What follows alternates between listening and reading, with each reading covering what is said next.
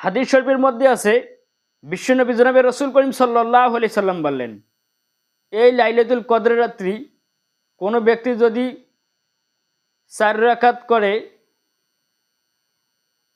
8 রাকাত, 12 রাকাত, 16 রাকাত নামাজ আদায় করে, প্রথম সূরা ফাতিহার পরে সূরা কদর 3 বার পাঠ করবে, এক সিজদা দিবে।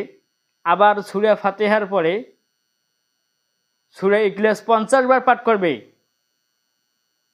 আল্লাহ পাক রব্বুল আলামিন বললেন, ওই ব্যক্তি আমার কাছে যা চাইবে আমি আল্লাহ পাক রব্বুল আলামিন তাই দিয়ে দিব।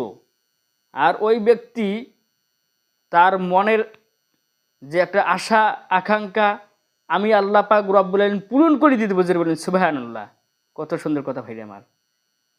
আবার বলছে ওই ব্যক্তির জন্য জাহান্নামের আগুন হারাম করে দেওয়া হবে, উহুদ পাহাড় পরিমাণ সব তার আমলনামায় লেখা হয়ে যাবে।